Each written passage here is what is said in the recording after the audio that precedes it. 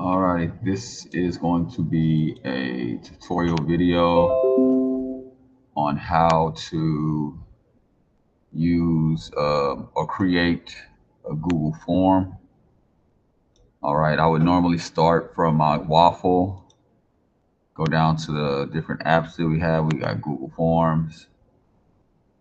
And then these are just templates right here. You could use them and just reword it, but I like to build it from scratch. All right, so we can go to the title, Mr. Green example.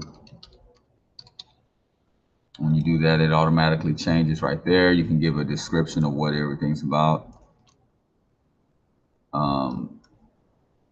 Example on how to create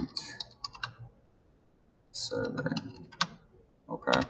So first things first, I like to go ahead and get the work part out of the way, and I'll create my different questions. Questions number one, whatever that might be.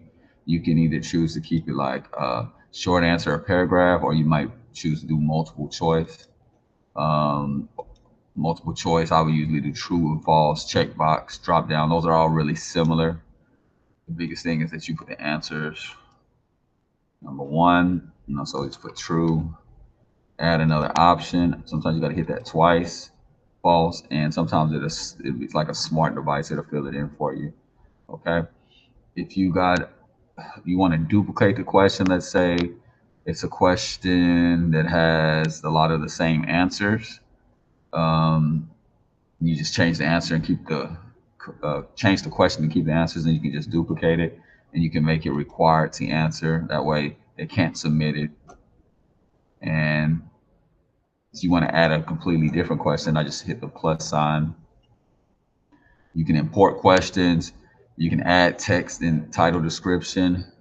Like, let's say this is not a question, you just wanted to get some information about the underneath paragraph. That's how I would do it. If you wanted to add an image, you can do that. Take a picture, use a photo that you have, whatever it is, and you can title it. So you can be really creative with your surveys and your presentations. Add video, same way. Okay. So let's say you've asked all your different questions for the assignment. We're asking 10 different questions, like survey style questions. Then you can go to your settings and change what it looks like. You don't like purple, you might go to blue, green, whatever you want to. I like green. If you want to change the background color, you can, just to make it, a little bit more interesting to look at. Change the fonts. It'll do all of that for you. If you want to, for your header, if you want to put a header there that kind of goes with whatever your survey is about, just that's what I meant by add pictures. And notice how it changed the color. So from there you can go kind of change the color because it balances off with whatever image you select. All right, so let's say I've customized my page. Now here, you pretty much don't have to worry about settings for the project, but if you're a teacher and you just you needed to go do something, you can limit one response. You can collect email addresses. You can edit after you submit it. One of the probably biggest things is if you want to make it a quiz or not, you have to go turn it on into a quiz. But we're not doing that for that project, but basically you would turn it on for the quiz, and then you would have to go give each one of them points. But we're not doing that for this particular project, but that's how you would do it.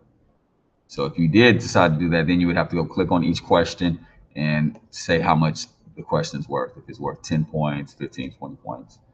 And then you would also have to mark the correct answer. But for the students project, that's not what we're doing. So I don't want to confuse them by showing it on the video. And that's pretty much it.